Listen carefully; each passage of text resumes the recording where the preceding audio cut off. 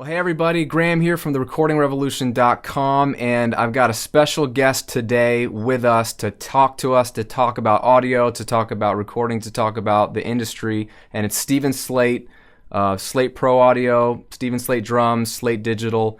If you're not familiar with him, you probably will be soon. He's he's got his hand in like everything audio-wise, and he's making products that really help people.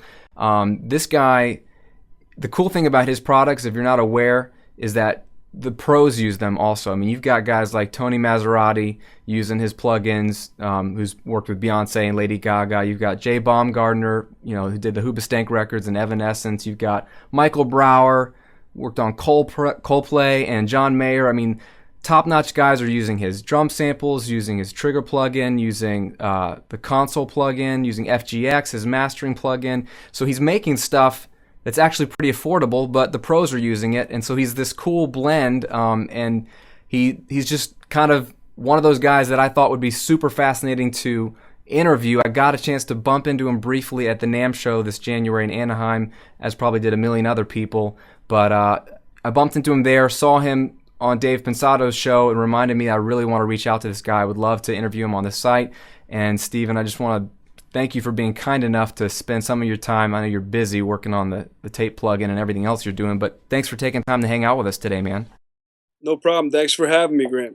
Absolutely, man. So, just for like people that don't know you, like, what is it that you say you do? What do I say I do?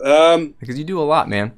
Yeah, I'm a music lover who makes tools for guys to make music. And, I'm a music maker, music lover, and music tool maker. I don't know. I've never tried to describe it that way, but I think that's about perfect. Accurate. Yeah, that's perfect, man. Yeah, I mean, you've got the hardware stuff, right, on the Slate Pro audio side of things, preamps, compressors. Sure. You're doing software, you're doing plugins with Fabrice, you're doing drum samples. And then you produce music yourself. You're mixing records yourself for artists. Yeah, I try at least to take, at least 7 days out of every month to still make some music. Hopefully it'll get more like, 10 to 14 days at some point. But I still love making music. And when I make music, it also helps me think about how I can make new music tools that will help producers and engineers, and also how I can improve the current ones that we're doing. And it's really important for me to keep making music, A, because I love it, but again, B, because it also makes me a better developer of music tools. That makes perfect sense. So, real quick, what was it that got you into it? I mean, if you were a musician first and then you dabbled with, I mean, a lot of us were musicians and then we kind of get interested in, the technology side. I want to record my own music. Is that what got you into doing what you're doing now? Yeah, I meet few audio engineers who are like, I grew up and when I was 10 years old, I wanted to be an audio engineer. No, it's usually like I wanted to be, Eddie Van Halen. I wanted to be Jimi Hendrix. I wanted to be the Beatles. And that's what I wanted. I realized from a young age that as much as I tried to be an athletic person, and I'm okay at some things, I was never going to be the football star. So my only other means of attracting the opposite sex was I started playing guitar and drums, and then you just catch that musician bug, and I took a knack to just loving music, like not just even when I was young. I remember some of my friends would listen to music and like certain records, but I would really get into it. And there were certain records, especially a lot of Beatles records and Stones and Hendrix and Zeppelin and Nirvana and Metallica and a lot of bands like that, and Jethro Tull and Traffic. I mean, I can keep going, but I would sit there and I'd really just listen to these records, and I became obsessed with music and playing every instrument. I wanted to play everything. I remember being in some pawn shop and there was a harmonica there, and I bought the harmonica. And it was a key of C major, and I learned to play "Love Me Do" by the Beatles. Man, I just loved music, and it was amazing. And then, of course, that kind of the conversion happens when you start to write songs and then at some point you need to record these songs. And in my case, I got a cassette 4-track, which I started recording on, and that kind of led me up this crazy road of realizing, oh, it's not just that easy. I thought, okay, the hard part is doing the music. The recording part is you just hit the red circle, and it's easy. But no, as you obviously know, the recording process is such an art within itself, and it really led me down this crazy road of becoming not only obsessed with the music, but obsessed with the tools to record it and the process of recording it. Yeah, that's awesome, man. No, I think a lot of people have a similar story.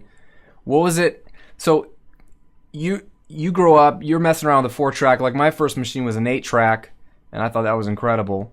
But now you've got computers. You know, when I first saw a rudimentary DAW, and I said, wait a second, I can have like unlimited tracks, kind of. You know, like it's not physical, and you know, and maybe in the last 12 years, so maybe around like 2000, when things really started to kick off in the home market, like what is your take on what I call the recording revolution? I mean, that's the name of my website. It's that it really is the barrier of entry for gear to allow you to do recording and mixing. The price has come way down, that almost anybody can pick up a couple of pieces of gear for a few $100s and make music. When you see the landscape of how that kind of started and where that's going now, what are your thoughts on that, you know, for better or for worse, and what have you seen come out of that? I think it's so exciting. You know, Dave Pinsato made a great point when I was on the show that for like $1,000, you can have so much more recording tools than the Beatles did to record Sgt. Pepper. And that's pretty amazing when you think about it. When you think about how technology has given us the access and the power to make music in so many unique ways, in so many revolutionary ways, really. I mean, you know, I can record an amazing sounding album from my bedroom.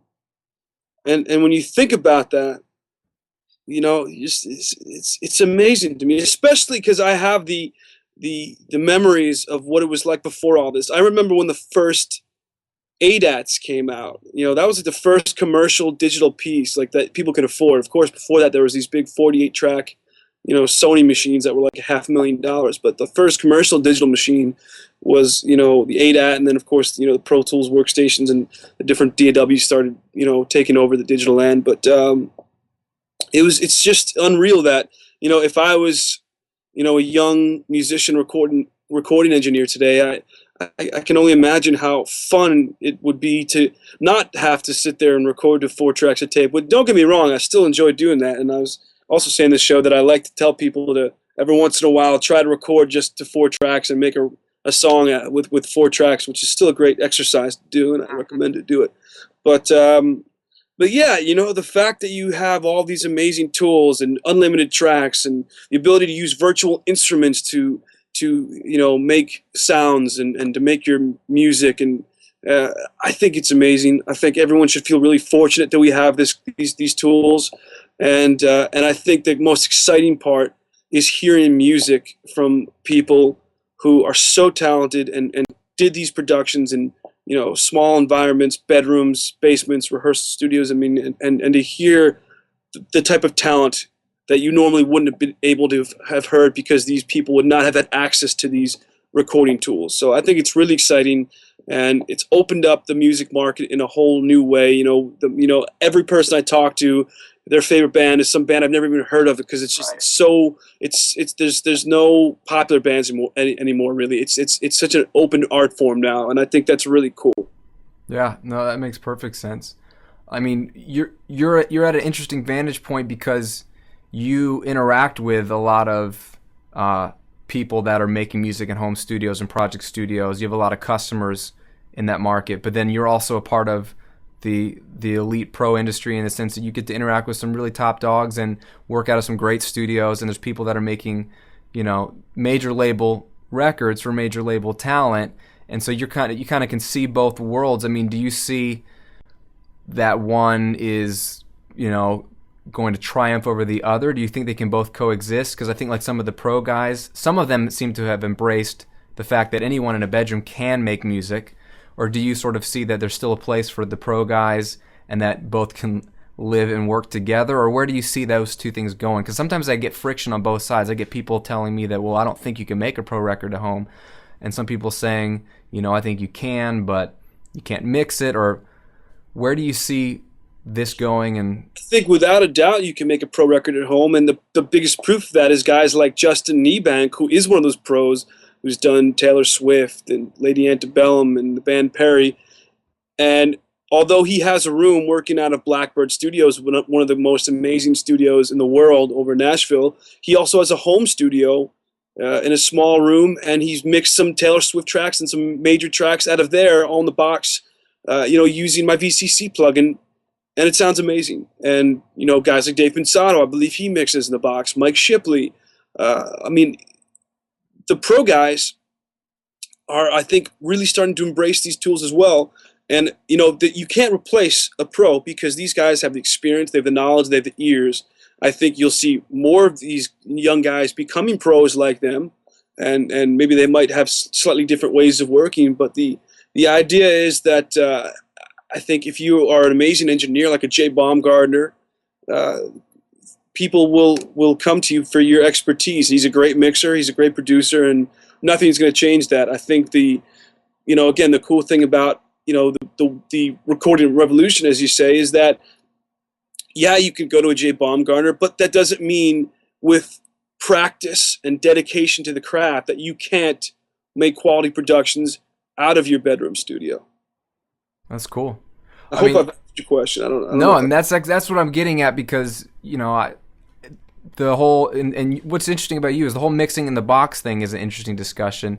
That for a lot of people that's the only option. I mean, you start out on a DAW and that's how you mix it, right? You mix down your tracks, but as people learn, okay, so there you can obviously sum in a console or a summing box or something like that. I mean, you've worked with did you design the Fulcrum? Is that what you worked on originally, or were you part of that?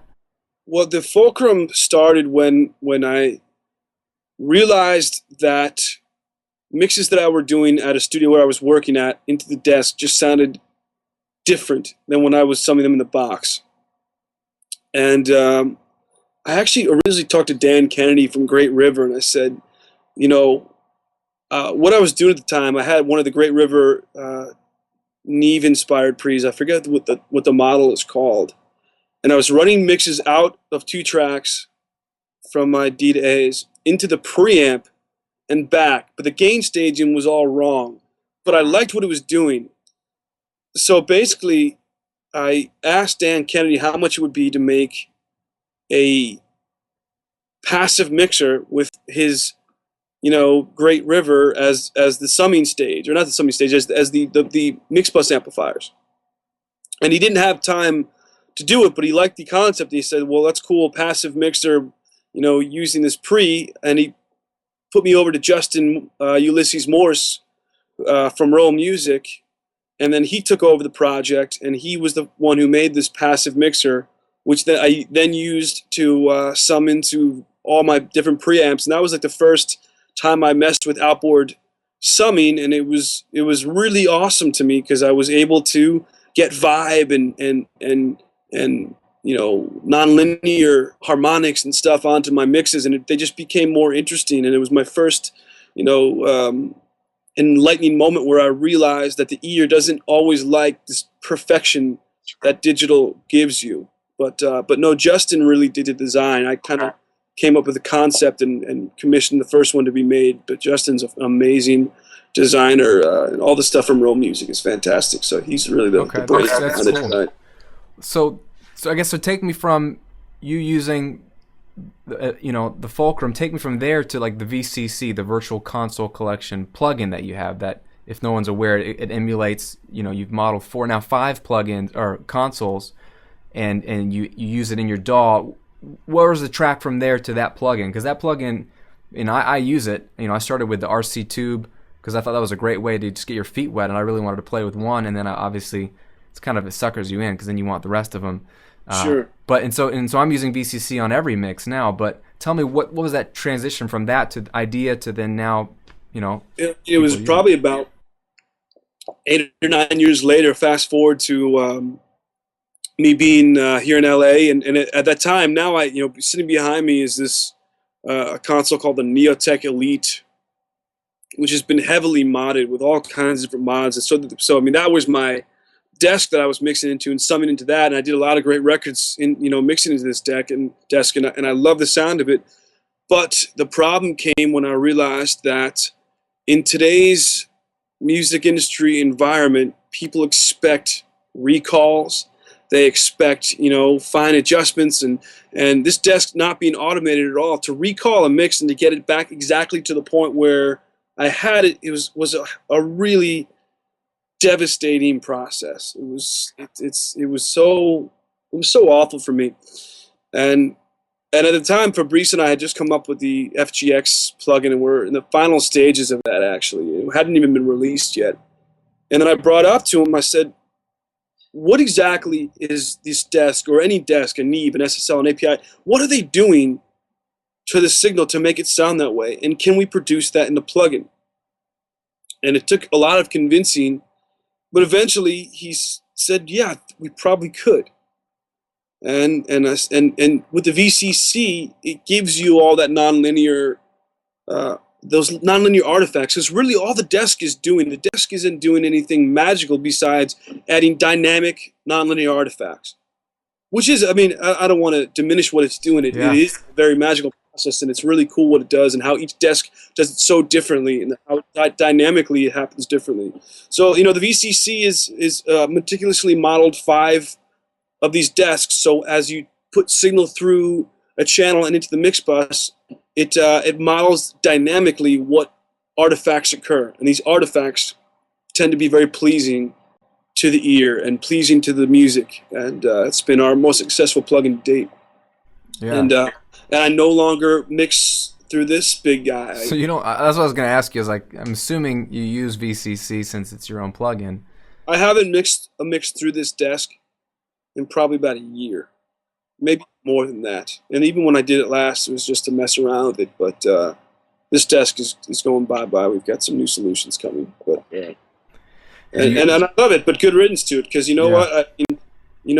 Whereas before, let's say a client called me and said, hey, man, we're about to press our record, but we just realized on this one mix you did like 2 weeks ago that we decided we don't want that background vocal up too loud, so can you get it down? Whereas before, I'd say, all right, give me a day or two. Now I can be like, hang on one second, I'll do it while you're on the phone. Click project, find background vocal, update automation, bounce. You'll have it in your Dropbox or in your Gobbler box in 5 minutes. Yeah.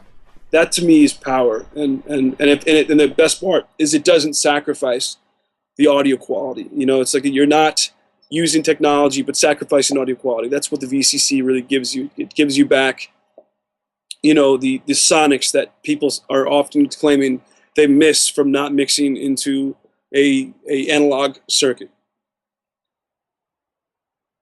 Personally, for anyone that's watching this, I don't come from... I worked with an SSL when I was interning in studios and coming out of college, but I was always on a DAW before that. I was always in Pro Tools, just literally in the computer, and that was like when I got my feet wet, that's what I was summing to. So really my ear was trained on digital, so that's like normal to me. So I'm not even a guy, like you're saying, that is missing the analog thing. My ears don't even really... I know the sound of it on records I like from before things went digital, but personally I never really was trying to make up something that I was missing. So even me I call myself the Pro Tools generation, like it's all I know. But even me, when I put in the VCC, and the first one was the RC Tube, and I just demoed it, and I've got this on the website, you can go check it out. But when I put that on, it didn't make me go, oh, that's what I was missing before, like I missed the console, but it gave me something that wasn't there before. It did add, you say vibe, I think it's a good word to describe it. When that one emulation in particular, it added some like beefy low end to it it's been really, really great. I mean, that was something where I felt like, I don't like to buy plugins just to have new plugins. I don't need a bajillion EQs just to have them, but this one plugin in particular does something that your stock plugins don't do, and it's just unique. And so that's that's one of the things that I loved about the VCC, and that's why I think probably people are gravitating towards it, because it's actually helpful. It actually does something to enhance your music. Sure. Yeah. Like I said, the human ear has this, this fascinating chemistry between your ear and your brain, and it's kind of remarkable about what it likes and what it, interprets as distance, and what it interprets as space, and what it interprets as what it's pleasing and what is not. And it's as simple as something like, harmonics and distortions around a certain, element of the mix that makes things sit on top of each other well. And it can be as complex as something where, it translates to moods, where, like, again, I said this on Dave's show, where they did this study where, they monitor people's reactions to certain chords and certain musical pieces, and how we react differently to a minor chord than to a major chord. And why does a major chord inherently sound happier than a minor chord? Why is a minor chord or sound sadder? I mean, it's all these fascinating things about how our brains react to what's going into our ears. Oh, that's fascinating, man. So with the VCC you got out, the FGX. Now, FGX is your mastering. It's not a limiter. Mastering loudness, plugin, and compressor. A mastering processor that has a loudness enhancer or a loudness maximizer. There's a plugin called Loudness Maximizer. So I guess I try not to say that, but Sure. Level enhancer. Level enhancer. Like, again, were you sitting around? I mean, you've described it as you're trying to get your mixes louder without what a limiter does, which again, it always just kills a lot of the peaks, and that's what it's supposed to do. So you lose a lot of the snare and the kick drum dynamic in a mix. And it's a great plugin. If anyone hasn't used it, it's incredible. I mean, that's what I'm mastering with now all the time. But is the way you think about plugins, like when you're trying to work on more plugins, or what you see as a need, like who do you build plugins for, and what's the pipeline look like just in general? You don't have to be super specific, but like, do you look at stuff that doesn't work well, or something that doesn't exist in your mind that you would love for it to exist, or something that you personally want in a mix that you don't have yet?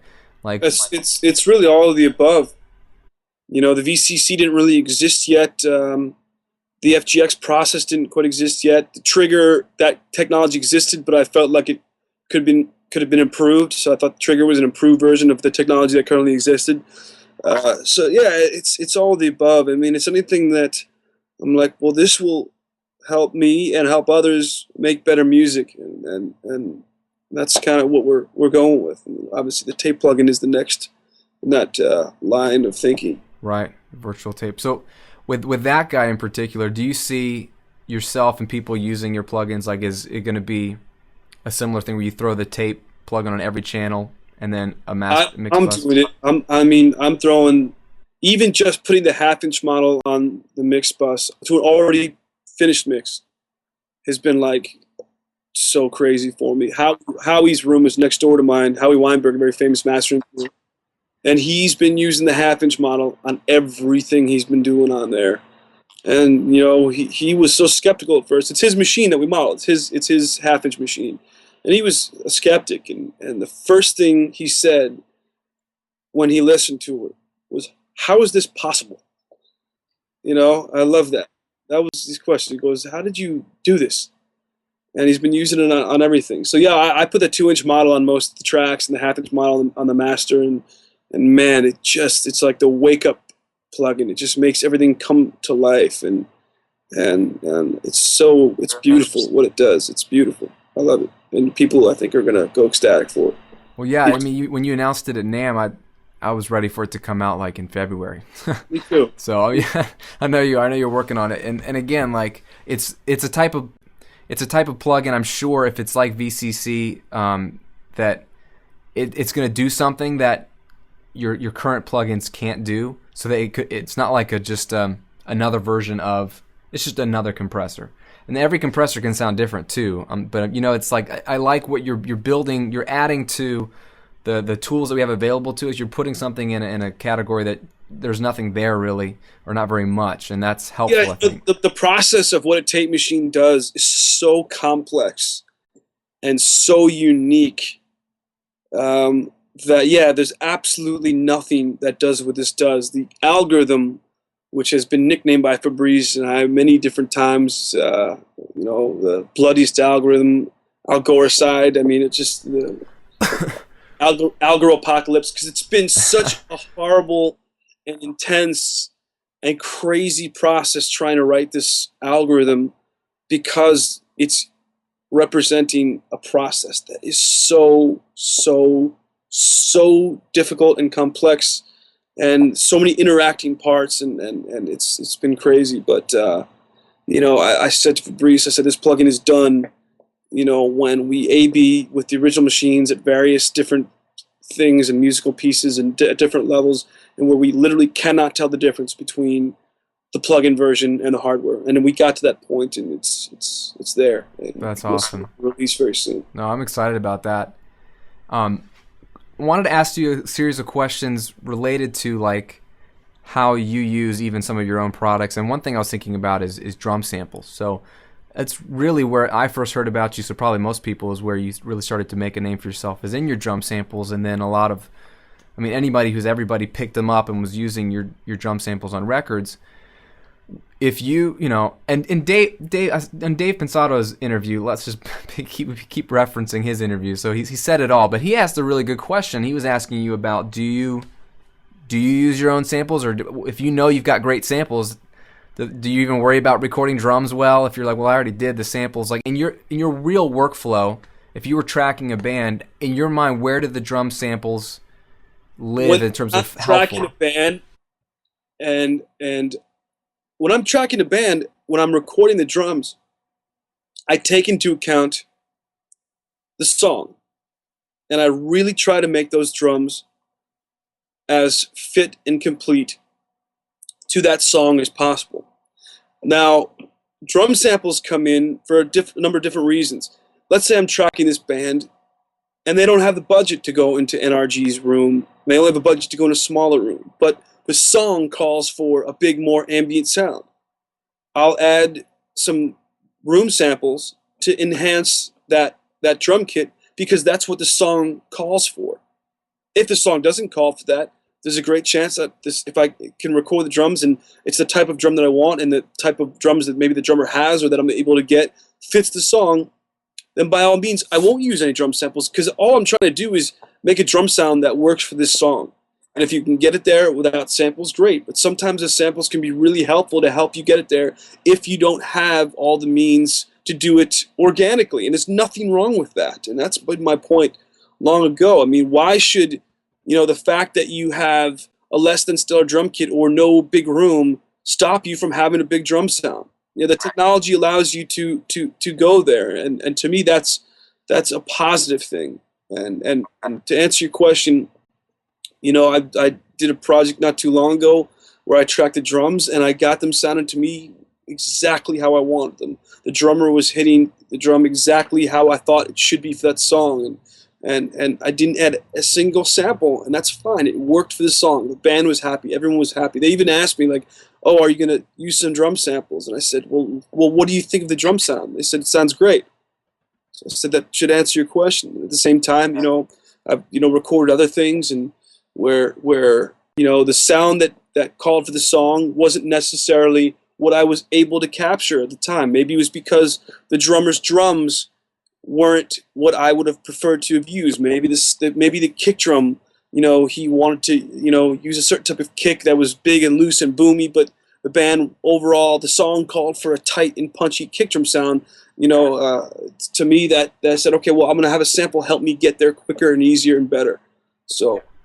No, that makes perfect sense. I mean, I'm using Trigger in your samples, and I get questions about that too, like how do you use them in the workflow? Because a lot of people want to go either or. They're like, well, I don't ever want to use samples. I want to get it right. Or they assume if you're using samples, then you're 100% replacing everything, as if there's no in between or no other reason to use samples. And the one you touched on there of how is the drummer hitting the drum.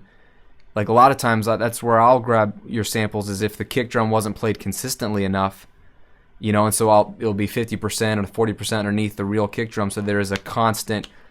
And even the samples, they on Trigger in particular, they are relative to the dynamics and the velocity of the kick drum hit, which is nice. So it's more realistic. But some of that consistency in a sampled drum along with a natural drum can give you that more, because not everyone's perfectly hitting the kick drum, especially depending on the type of the artist you're working with.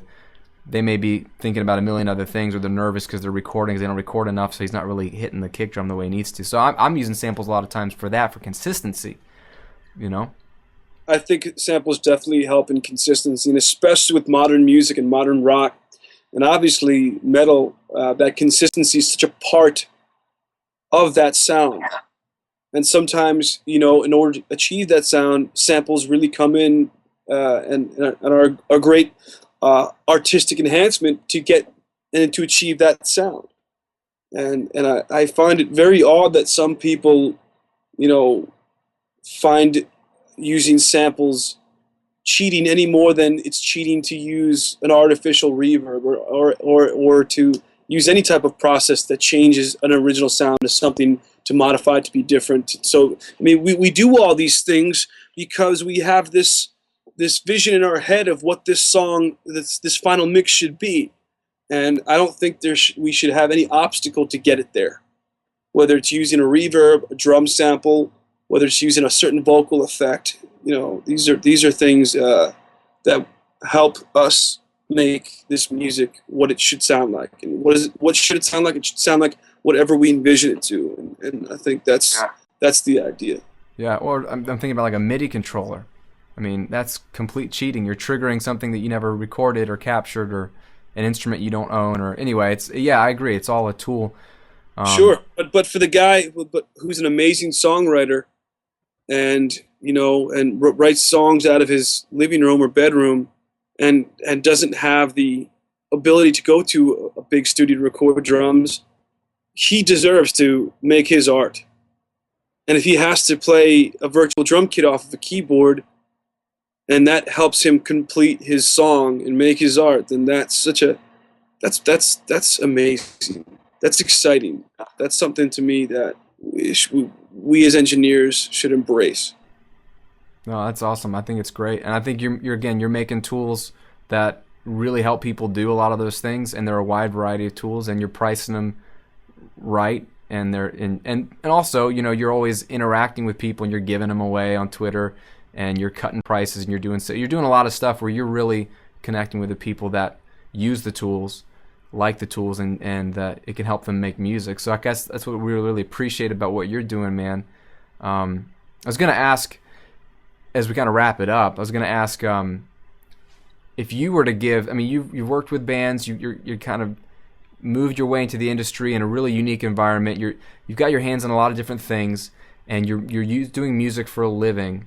A lot of people that watch these videos here or read the website, a lot of them are really talented, and they really want to get into this industry, and they're thinking, what do I do to do this? And on my side of things, a lot of times we're just talking about training, and a lot of these guys don't have any audio background at all. You know, they've got some equipment and they have ideas, but there's some basic training that we can give them to understand how audio works. But if you can have a piece of advice or something you could tell people, if you were talking to yourself, Stephen Slate, like 20 years ago, 15 years ago, what piece of advice you would give Stephen in terms of working in music and making it a career and still enjoying it, not hating yourself or painting yourself into some weird corner? What would you tell yourself or the young guy that's watching this right now? I would say that the first and foremost, you have to do this job because you love it and you love music, not because you're looking to make money, not because you're looking to be famous. You have to do it because you absolutely are passionate about it, and that it makes you feel great to complete a piece of music. And you get that high just from the process of the creation and from the product that the process creates. And as long as you have that in mind, you'll go down the right path yourself. I mean, that's really the most, you know, differentiating factor between someone who really succeeds in this industry. The people who really succeed are the people who do it because they'll do anything to succeed because they love it so much. And I love this industry, and I love the music business, and I love music as an art form. And I think I'm very dedicated to it because of that love, and it's led me down a successful path. Knock on for Micah here. You know, because I was unwilling to, you know, accept anything else. So that's really all I have to say about that. It's you know, do it because you love it, and don't give up if you love it, and that will only lead you on to greater places. Maybe it might not make you a Jay Baumgartner or Chris Lord-Alge, but it'll make you a happy, satisfied, enriched person. You know, you'll be mentally rich and mentally successful. And who knows, if you find the right avenue, you can also become, you know, successful in the industry. It happens every day. There's new talent that comes out of these cities everywhere, and it's not just LA or Nashville or New York. It's really everywhere now, and it's because of the fact that people can make records anywhere. I think a great example is you know, a guy like Joey Sturgis, a metal producer who is extremely successful because he's extremely talented and obviously loves the art. But you know, he didn't sit there and pop around Los Angeles or New York. He's a successful guy, and he really has made some amazing records. So, you know, love what you do, love this art, and stay dedicated to it, and don't give up. That's awesome. That's awesome. I appreciate it, man. I mean, obviously your passion is obvious. I think that's what a lot of people like about you. You're a passionate individual. You really love music. You're in tune with musicians and music in general. You're a music lover. You're not just a gearhead or a guy that makes plugins or products. And that comes through in everything you make. It comes through in your tweets, in your interviews. And anyway, so we appreciate you, man. I appreciate your time. I know the people that are watching this and that are going to watch it, that'll find it later down the road whenever they bump into it. Hopefully it'll motivate and encourage them, because like you said, the only reason to be doing any of this is because you love music and you want to create more of it. So I appreciate your heart, man, and we definitely appreciate your time. And if anyone's watching this and you don't have any of Steven's plugins, you just go demo them, man. I mean, just grab one of them and you'll realize that it's worth putting in your locker. And I don't advocate buying a ton of plugins either. I'm like the guy that's telling you, just use your stock plugins and Pro Tools. Make records with that. If you can't make a record with the stock stuff, I think you just aren't good at making records. You know, it's not the plugins. So I'm that guy telling you to do that, and then I'm also the guy saying, here's a guy that's making a handful of collection of plugins that will contribute and add something to your DAW that only enhances it, and it makes making music easier and fun. And I can't wait for the tape plugin and whatever else is in the pipeline. Appreciate your time, dude. Thanks so much for hanging out with us today. Appreciate it. Thanks.